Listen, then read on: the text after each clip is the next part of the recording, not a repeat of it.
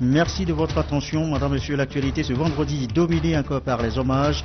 Les derniers hommages rendus à Monseigneur Robert Casimir Dossé-Agneron. Le chef de l'État a assisté ce matin à l'office des défunts consacré à l'illustre disparu à Bordeaux-Robé avant de prendre part à la messe d'enterrement à la paroisse Saint-Augustin d'Amoutiévé. Nous aurons le compte rendu de nos reporters Prudence Insou et Soram Théo. Les enlèvements de personnes, la pratique prend de l'ampleur et soulève l'indignation collective. Le Togo part en lutte contre le phénomène. Il vient de se doter d'une loi autorisant la ratification de la Convention internationale pour la protection contre les disparitions forcées. Une loi votée ce vendredi par les députés à l'Assemblée nationale. Enfin, les journées portes ouvertes sur les documents d'identification de voyage, passeports, cartes d'identité et bien d'autres pièces encore. Ces journées ont commencé hier et se poursuivent jusqu'au 31 mai. On en parle également dans cette édition. Voilà, madame, monsieur, le sommaire, bienvenue. Voici le journal. Bonsoir à tous. Majestueux dans ses habits d'archevêque, visible à l'intérieur de la bière par le chasuble par-dessus l'aube et élégamment coiffé de son mitre, Monseigneur Robert Dossé-Agneron a reçu ce vendredi les derniers hommages à lui rendus par le chef de l'État, le clergé, les sœurs catholiques, les parents et les proches. La cérémonie s'est déroulée ce matin à Bordeaux-Robé. Le récit, Prudence Zinsou.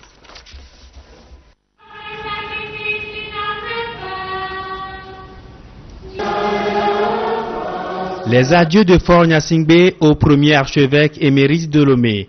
Après les obsèques officielles la veille, le président est allé s'incliner une dernière fois devant la dépouille mortelle de Monseigneur Robert Dossé-Agneron, exposé à la chapelle Christ Rédempteur de Lomé. Hommage suivant un rituel purement catholique. Révérence, aspersion, puis recueillement. Le tout au son des panégyriques funèbres exécutés par les religieuses.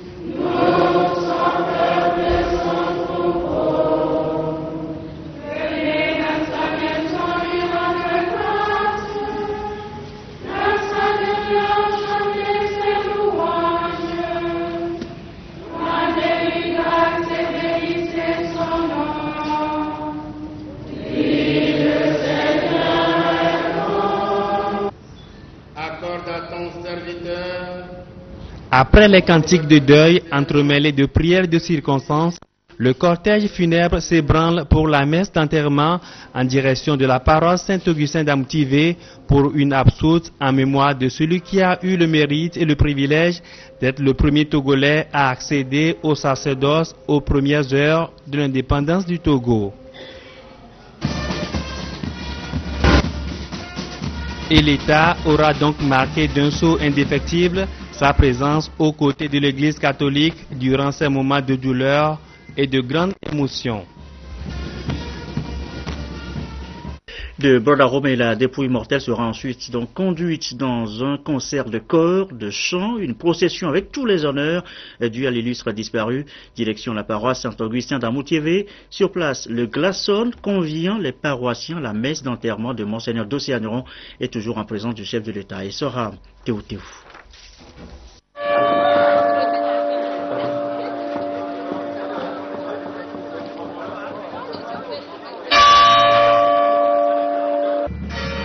Le glas a retenti pour annoncer aux anges et aux êtres visibles et invisibles le retour au Père de son serviteur, Monseigneur Robert Casimir Dossé-Agneron, décédé le 15 avril dernier.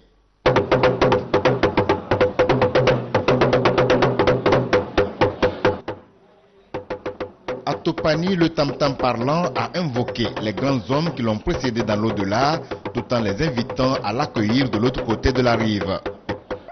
Pendant ce temps, une longue procession démarrée depuis Bordeaux-Robé conduisait royalement le corps du défunt jusqu'à l'église Saint-Augustin d'Amoutiévé où s'est déroulée la messe d'inhumation.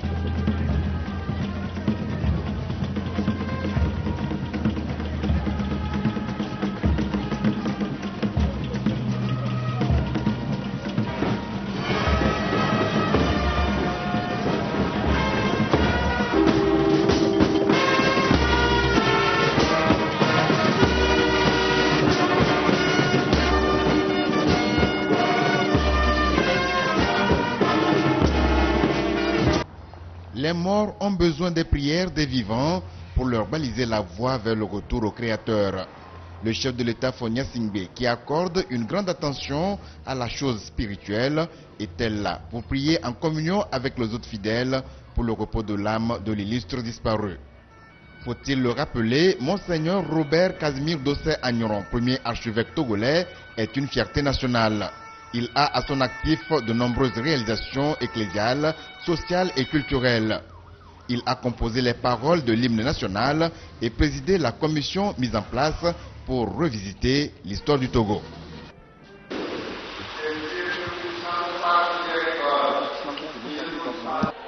La messe est présidée par le représentant du Saint-Siège, le nonce apostolique Igo Ndagoué, en présence de plusieurs archevêques et prêtres du Bénin, du Ghana, du Togo et d'ailleurs.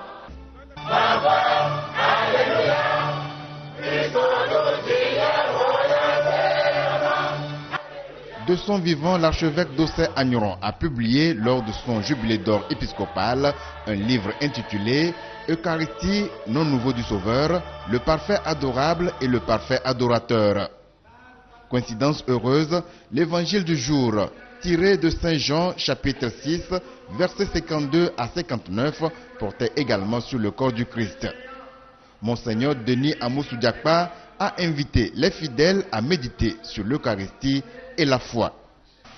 Qui nous donne de nous retrouver à nouveau en famille ce matin, autour de l'autel du sacrifice rédempteur, pour prier et implorer sa miséricorde en faveur de ce géant de l'invisible et de la foi qu'est Monseigneur Robert Casimir Dossé Agneron, qui vient de nous précéder pour ce royaume de lumière et de paix définitive, pour lequel il s'est dépensé corps et âme et sans relâche pendant plus de 62 ans.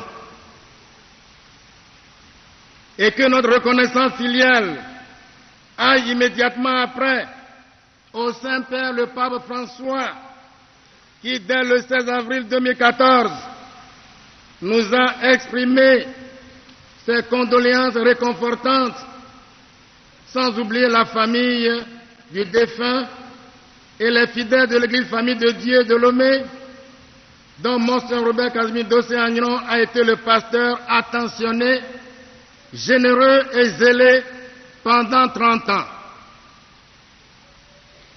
Et comme l'a souligné hier le nonce apostolique dans son allocution au cours de l'hommage national rendu à l'illustre défunt, en garde de réconfort, le pape François a envoyé à l'ensemble de la famille diocésaine de Lomé, ainsi qu'à toutes les personnes qui participent à la liturgie des obsèques, une particulière bénédiction apostolique. À vrai dire, qui peut oser prononcer l'homélie à la célébration des obsèques d'un pasteur, d'un évêque, de l'envergure de son Excellence, Monseigneur Robert Casimir Dossé Agneron, qui pourrait se trouver habilité à assumer une mission de cette taille? Vous voyez bien que cette mission me dépasse de 1000 coudées. En effet, il faudrait un ancien, c'est-à-dire au moins un bon octogénaire, pour parler plus ou moins adéquatement d'un ancien comme Monseigneur Dossé Agneron, qui vient de nous précéder, marqué du signe de la foi à 6 mois de ses 89 ans. Me voici donc comme une victime à immoler. Qu'il me pardonne.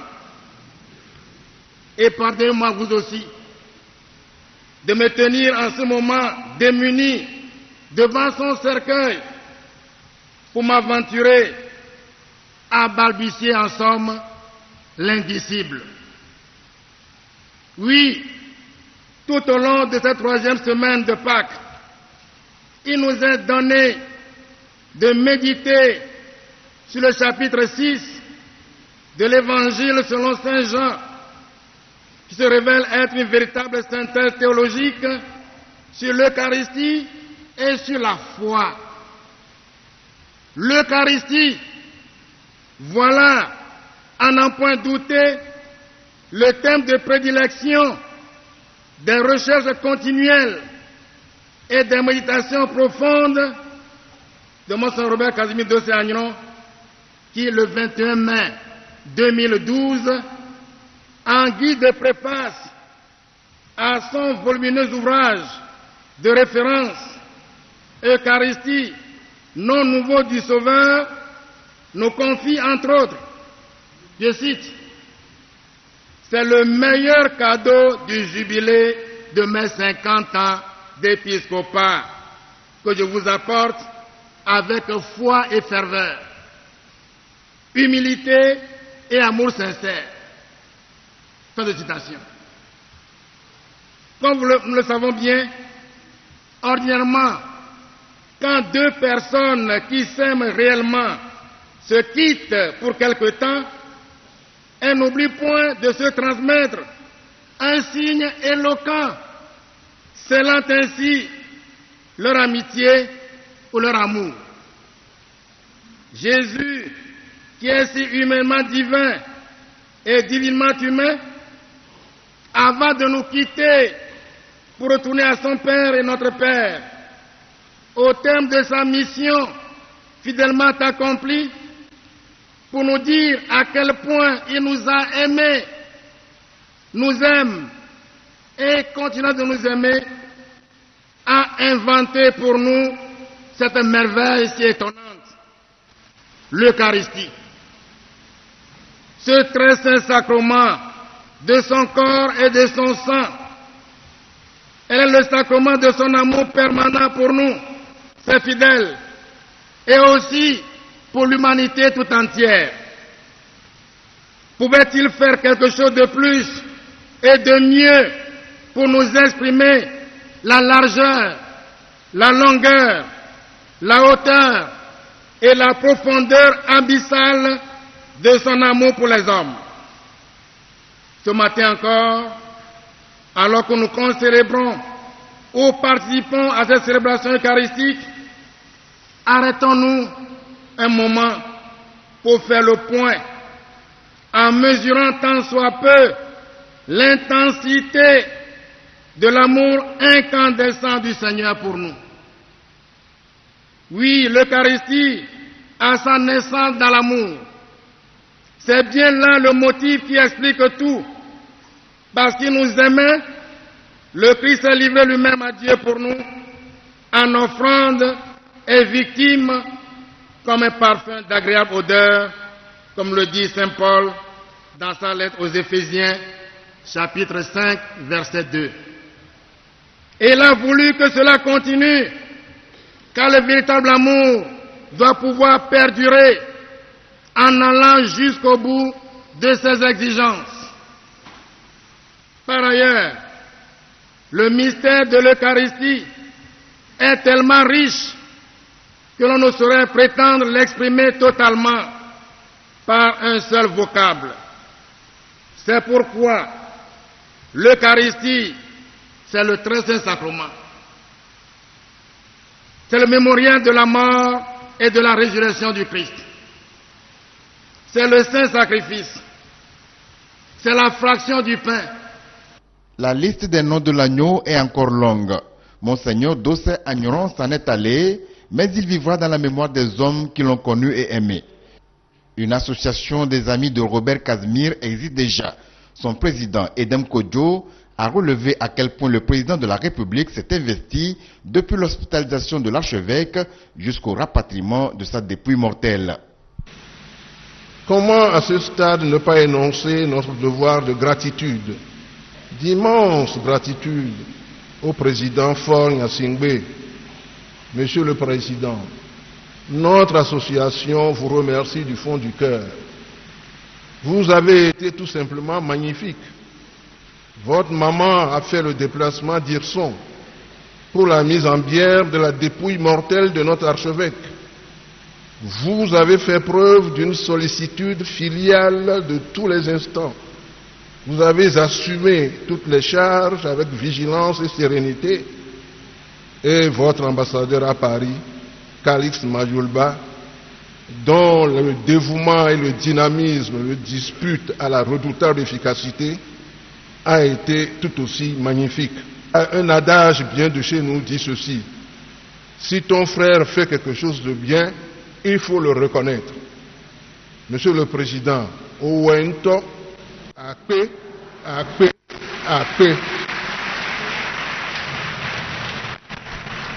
Allant au-delà de la bienfaisance, vous avez décidé en Conseil des ministres d'honorer la mémoire de notre aîné, celui-là même que vous aviez nommé en 2005 à la tête de la commission de réhabilitation de l'histoire de notre pays, en lui organisant des funérailles nationales.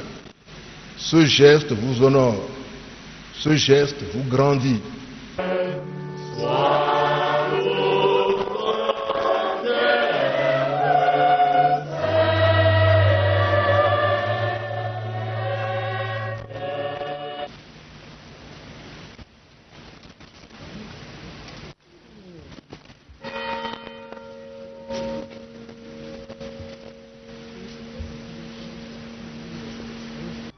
Après cette messe d'enterrement, le premier archevêque togolais a été conduit à sa dernière demeure par une longue procession à laquelle a pris part le président de la République, entouré du Premier ministre, du président de l'Assemblée nationale, du clergé, des chevaliers de Saint-Jean et d'une foule de fidèles.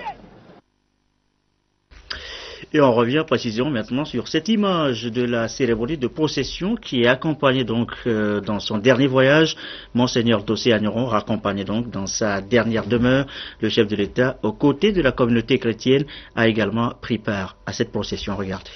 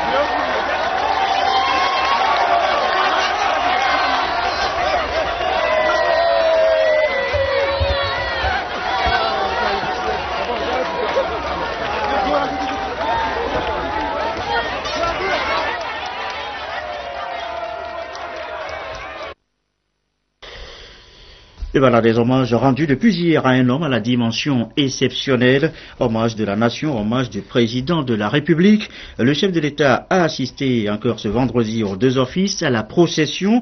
On a remarqué au passage que sont redits des applaudissements nourris pour le chef de l'État. Tout à fait. Hier, des hommages officiels ont été rendus à l'illustre disparu, Monseigneur Dossé Agneron, hommage décidé par le président de la République au nom de la nation. C'est l'acte numéro 1.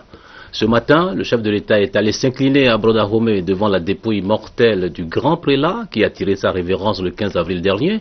C'est l'acte numéro 2. Quelques minutes plus tard et toujours en présence du chef de l'État, un grand culte catholique a été concélébré par une pléiade de dignitaires catholiques à l'église de Saint-Augustin d'Amoutiévé. C'est l'acte numéro 3. Le quatrième et le dernier acte de ce film que nous intitulons à l'occasion Reconnaissance a été écrit et joué par l'homme de la rue, citoyens anonymes, qui n'étaient pas à l'église mais massés tout le long du dernier parcours du cortège funèbre.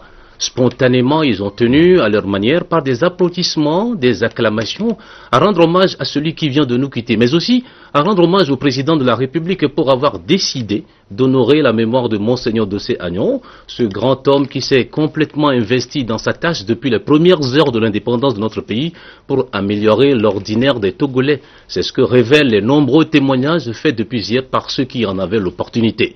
Nous entrevoyons également à travers ces acclamations de la foule des gestes simples d'encouragement à l'endroit du président de la République, une manifestation de sympathie, de soutien et surtout l'expression spontanée d'une grande affection, d'une grande considération.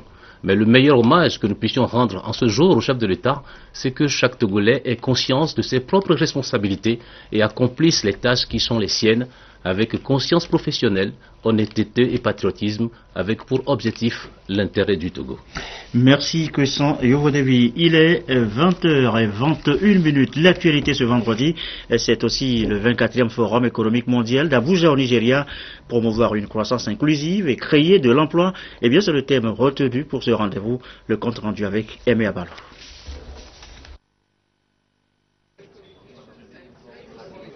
C'est la première fois que l'Afrique de l'Ouest accueille le Forum économique mondial consacré au développement de tout le continent noir. Pour cette 24e édition, 1 millier de délégués sont 10 pays dont le Togo y ont pris part à Abuja, la capitale politique du Nigeria. À l'ordre du jour, des discussions sur tous les secteurs porteurs et assez déterminants pour promouvoir une croissance soutenue dans les pays africains. L'industrie, le tourisme, les finances, la santé, l'énergie et surtout l'emploi des jeunes. Les participants ont échangé des expériences sur les bonnes pratiques à adopter pour réduire le chômage des jeunes. Le Forum économique mondial avait pour nous un intérêt dans la mesure où nous sommes des formateurs. Nous préparons les jeunes pour le marché de l'emploi, pour les métiers de demain. Pour cela, il faut écouter les opérateurs économiques, surtout ceux-là qui sont engagés dans des secteurs économiques porteurs. Et quelles compétences doit-on développer mieux pour que les jeunes, une fois sortis de l'école, ne traînent pas trop pour trouver du boulot? Donc on a discuté d'éducation et de compétences. Autre panel, le débat sur la croissance inclusive en Afrique en mettant en valeur l'agriculture et le renforcement du pouvoir économique des femmes. Nous avons pu trouver des solutions qui confortent les choix que le Togo a déjà pris. Un choix qui est celui de soutenir les petits agriculteurs, ceux qui ont des champs de petite taille. L'autre option que le Togo a déjà prise, qui a été confortée, c'est l'encouragement, le soutien aux femmes à travers le financement. Et comme vous le savez, le fonds de finance inclusif est quelque chose qui est important. Aujourd'hui, rien ne peut se faire sans les nouvelles technologies. À partir de ce précieux outil de développement, le Forum a plaidé pour la mise en œuvre de modèles économiques performants. Urbanisation moderne, appui au secteur privé, promotion de l'économie numérique, développement des secteurs miniers et énergétiques. Il s'agissait de faire le tour d'horizon sur la mise en œuvre du plan d'action relatif à la vision minière africaine. C'est un plan d'action qui a été adopté par les chefs d'État et de gouvernement en 2009 au niveau de l'Union africaine. Et il est question de mettre en œuvre ce plan d'action qui devrait permettre de lancer effectivement le développement économique de l'Afrique. Les gouvernants ont une vision très claire de là où ils veulent emmener leur pays. Et ça aussi, et de la nécessité de coopérer ensemble pour pouvoir atteindre ces objectifs. C'est aussi, ça fait partie des choses qui ont été longuement débattues et discutées lors de ces réunions. Donc enfin, la question financière, de savoir comment financer les initiatives que nous avons, on a débattu de différentes choses, de faire venir par exemple des fonds, donc des investissements directs étrangers, mais en même temps d'avoir des régulations qui s'assurent que les intérêts de nos pays sont protégés. Enfin, le Forum a mis un accent particulier sur la sécurité, condition essentielle à l'essor économique du continent africain. La coopération internationale sera renforcée en ce sens pour freiner l'élan des terroristes et groupes armés, puis des pirates qui opèrent au large du golfe de Guinée. La disparition forcée de personnes, les enlèvements, on en parle d'ailleurs beaucoup ces derniers jours avec l'enlèvement de plus de 200 lycéennes au Nigeria par la secte Boko Haram. Eh bien, le Togo, lui, se dote d'une loi pour lutter justement contre le phénomène. Elle a été votée, cette loi, ce matin par les députés en plénière. Les précisions de Arnaud Kidjou. L'arrestation, la détention, l'enlèvement ou toute autre forme de privation de liberté par des agents de l'État ou par des personnes ou groupes de personnes qui agissent avec l'autorisation, l'appui ou l'acquiescement de l'État, suivi de déni de la reconnaissance de la privation du sort réservé à la personne disparue, du lieu où elle se trouve, est considéré comme disparition forcée, donc une infraction pénale. La représentation nationale a adopté à l'unanimité le projet de loi autorisant la ratification de la Convention internationale pour la protection de toutes les personnes contre les disparitions forcées. Vous venez une nouvelle fois par l'acte que vous posez à l'instant même de vous inscrire dans le registre des acteurs de la consolidation et de l'affermissement de l'état de droit au Togo. Ce vote massif, unanime et consensuel que vous venez d'opérer nous rassure et nous conforte, car cela montre qu'au-delà de nos divergences sur certains dossiers, la démocratie participative et constructive est en marche dans notre cher pays. Dans un contexte international marqué par des enlèvements, des prises d'otages par des groupes terroristes, le Togo a ratifié cette convention pour manifester sa ferme volonté de promouvoir les droits humains. L'Assemblée nationale donne ainsi au gouvernement un instrument juridique contraignant pour prévenir les disparitions forcées et lutter contre son impunité. Vous conviendrez avec moi, chers collègues députés, que la loi que nous venons de voter est donc la bienvenue pour prévenir les disparitions forcées, ces pratiques révoltantes et les punir quand elles sont commises. Sur un tout autre plan, la nouvelle loi qui vient renforcer notre arsenal juridique peut aussi être considérée comme un jalon supplémentaire posé par notre pays dans son engagement à promouvoir et à protéger les droits de l'homme. Il nous reste à émettre le vœu que l'application de ce texte de loi permette à notre société d'atteindre les objectifs attendus. Évoquant l'actualité au Nigeria, la troisième vice-présidente de l'Assemblée nationale d'Angbanzo Viré a déploré l'enlèvement des centaines de filles lycéennes. Elle a témoigné la solidarité du Parlement togolais au peuple nigérian et particulièrement aux familles des victimes d'enlèvement. Et toujours en rapport avec l'Assemblée nationale, sachez que le président informe les honorables députés que la 5e séance plénière de la première session ordinaire de l'année aura lieu le mardi 13 mai 2014 à 9h au Palais des Congrès, siège de l'Assemblée nationale. Le Fonds national de la finance inclusive se donne les moyens de sa politique. Le FNFI vient en effet de mettre à la disposition des microfinances partenaires, 18 au total, voitures, motos, ordinateurs. But de l'opération, permettre aux microfinances d'atteindre les populations, même dans les zones les plus reculées. Difficile d'accès. Reportage, Clarisse Aticlé. Les autorités togolaises s'engagent à donner toutes les chances de réussite au Fonds national de la finance inclusive. Pour concrétiser cet engagement, les institutions de microfinance, partenaires du Fonds national de la finance inclusive, FNFI, disposent désormais de la logistique adéquate pour leur permettre d'aller facilement vers les populations bénéficiaires où qu'elles soient. 4 véhicules 4x4, 63 motos, en plus de 105 ordinateurs portables, le tout estimé à environ 245 millions de francs CFA viennent d'être mis à leur disposition.